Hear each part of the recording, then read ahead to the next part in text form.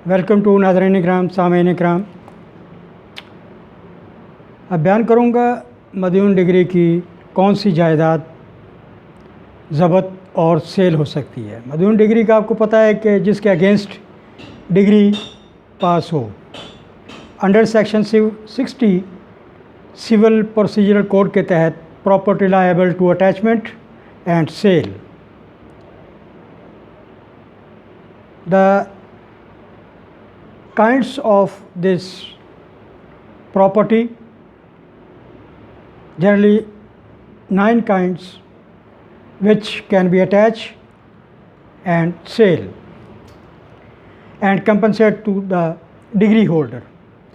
क्योंकि जब एक जजमेंट डेटर मदयून डिग्री होल्डर फेल हो जाता है अपनी लाइबिलिटीज़ को अदा करने के लिए, तो ज़ाहिर है मुद्दई तो कोर्ट की तरफ जाएगा और वो अपनी एप्लीकेशन दायर करेगा, वहाँ पे मुकदमा दर्ज करेगा उसके ख़िलाफ़, और उसके ख़िलाफ़ डिग्री कोर्ट पास करेगी और वो जजमेंट डेटर हो जाएगा मदयून डिग्री होल्डर जो पेमेंट नहीं कर रहा।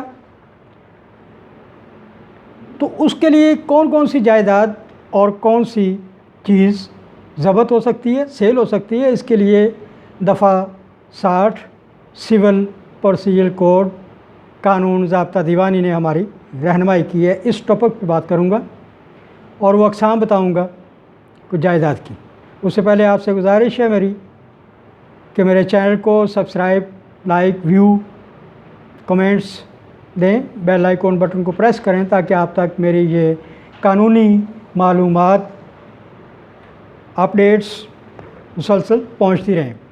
ये एक कानूनी लॉ इन्फॉर्मेटिव चैनल है जो आम बंदे को कानूनी इंफॉर्मेशन भी पहुंचा रहा है ताकि पता हो कि मैं अगर डिफ़ाल्टर हो गया हूँ, जजमेंट डेटर मदयून डिग्री होल्डर हूँ, तो मेरी कौन सी जायदाद court by auctions sell out कर सकती है, ज़ब्त कर सकती है। तो उसमें पहले नंबर पे आपकी ज़मीन है, वो कमर्शियल हो या ज़रई हो। दूसरे नंबर पे मकान है, बिल्डिंग है। तीसरे पे गुड्स हैं, मनी एंड बैंक नोट्स हो सकते हैं। पाँचवें नंबर पे cheques, bill of exchange, hundis, promissory notes. छठे पे government securities, bonds and their sureties for money. Debts, जो कर्ज़ा रकम आपने कहीं से ली है पहले कर्ज़ा उतारने के लिए, वो रकम ज़ब्त हो सकती है। शेयर्स हैं आपके अगर किसी कंपनी में, वो ज़ब्त हो सकते हैं। 9th पे आ जाएं, all other property which is movable और immovable belongs to the judgement debtor. मगर इसमें provident fund not attached, contingent interest not attached.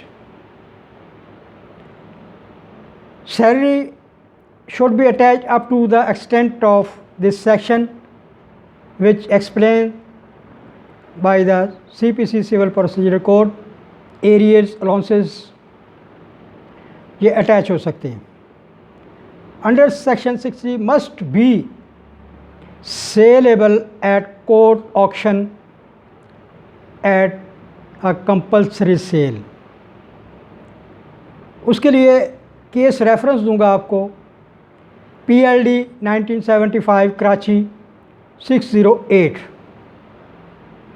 ये एग्ज़ाम हैं जो जजमेंट डेटर्स की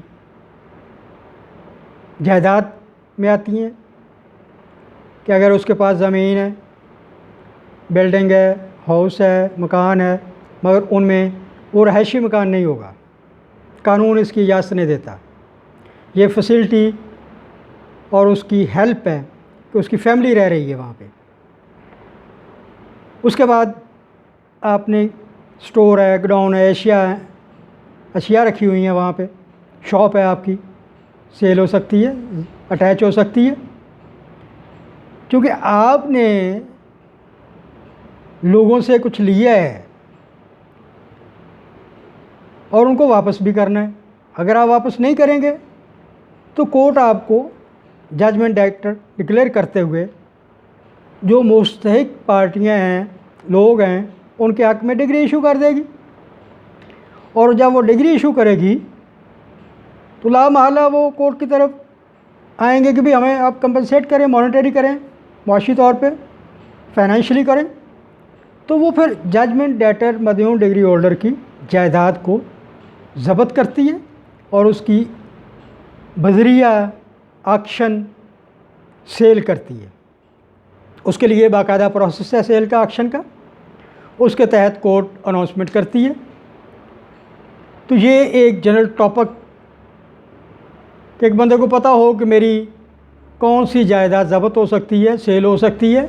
मैं अगर डिफ़ाल्टर हो गया हूँ, रीपेमेंट नहीं कर पा रहा, नहीं कर सका, तो ये सेक्शन 60 ज़ाब्ता दीवानी हमारी रहनुमाई करता है। आपसे गुजारिश है मेरे चैनल को सब्सक्राइब और लाइक करें, व्यू करें, शेयर करें और अपने मोहतरम आरा से मुझे कमेंट्स में लिखकर आगाह करें।